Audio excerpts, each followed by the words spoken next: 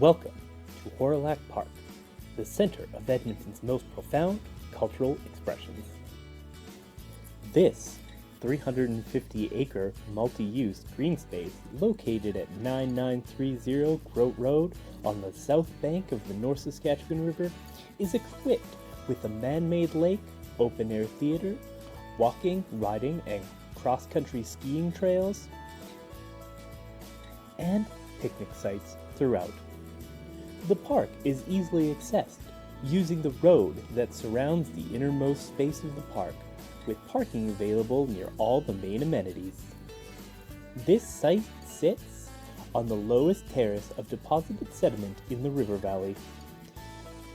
This geological feature was created during the formation of the valley between 12,000 and 8,500 years ago.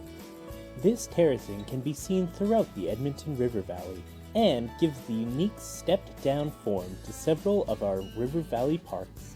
And, like these parks, Hawrelak is a stunning, picturesque green space.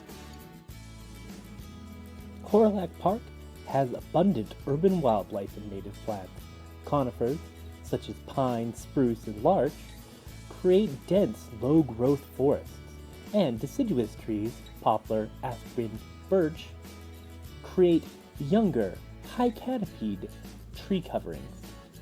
At Hawrelak Park, both of these densities of trees are used as walls or colonnades that define different areas. Plants, such as birchberry and tansy, can also be found throughout Hawrelak Park. The park is also an active ecosystem with several animals, arachnid and insect species, specifically geese, mallards, surf scooter, woodpecker, stoat, crab spiders, and honeysuckle moth. The park is used throughout the year for activities and festivals, including the Heritage Festival, the Edmonton International Folk Fest, the Freewill Shakespeare Festival, and the Silver Skate Festival. The park was originally planned to be a 500-lot subdivision developed by the Strathcona Land Syndicate.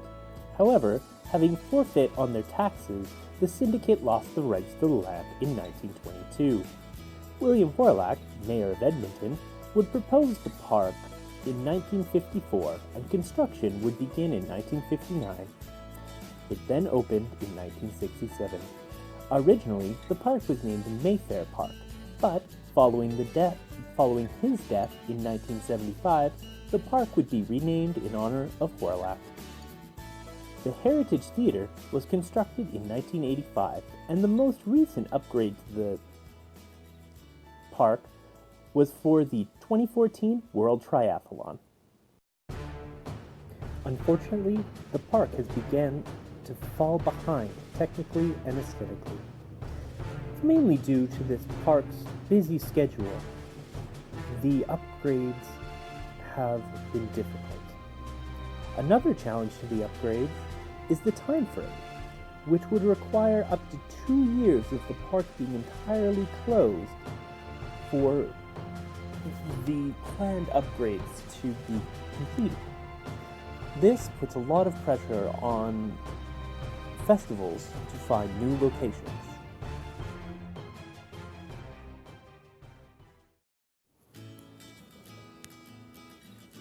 Hawrelak Park is a defining example of Edmonton's landscape and largely considered one of Edmonton's most important parks. This intersection of influence and cultural symbolism gives the park a particular context through which its meaning is derived. Swaffield segregates meaning into different levels of scale: site, place, city, and region. At a site-specific level, Hawrelak Park is a pastoral site, reminiscent of the picturesque. It is an idealized microcosm of nature painted over the infrastructure of human use. The park is disconnected from the nearby neighborhood by steep slopes that define the space, separating the park from the urban fabric of the city and connecting it to the network of parks, trails, golf courses, and other attractions that make up the river valley. The park shares its natural character with other spaces throughout the valley. However, unlike Hawrelak Park and many of the other parks in Edmonton's River Valley, the river valley itself is a more natural wilderness space that is less manicured and left to grow in an ecologically healthy way. This creates a juxtaposition between the wild and picturesque, the character of Edmonton's landscapes. Socially, this character is derived from the Canadian image as wild, natural space, an image of Canadians as rugged, nature-minded citizens. This belief, shared throughout the region, is the overarching philosophy that informs the character of Edmonton, the River Valley, and Hawrelak Park. As stated previously, the site is one of Edmonton's most popular parks, and it hosts major festivals and events. Unfortunately, the site's infrastructure is lagging. It hasn't been upgraded in at least 30 years, despite the explosion of popularity. Specifically, the underground utilities need an upgrade to meet demand. This consideration constitutes the observation phase of the development cycle. Next, an analysis of the physical and functional state of the park's assets and utilities, as well as engagement with stakeholders, including users, residents, and event groups, were undertaken to determine areas in need of rehabilitation.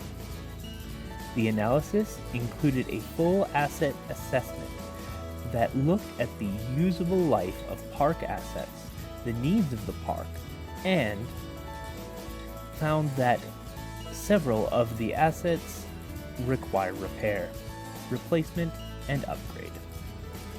Public engagement consisted of surveys, focus groups, and neighborhood events that sought to determine the current use of the park, the optimal use of the park, and the current state of support, services, safety, security, access, and circulation within the park. Through these two actions, the analysis prioritized upgrades to utilities, roads and paths, facilities, and amenities in that order.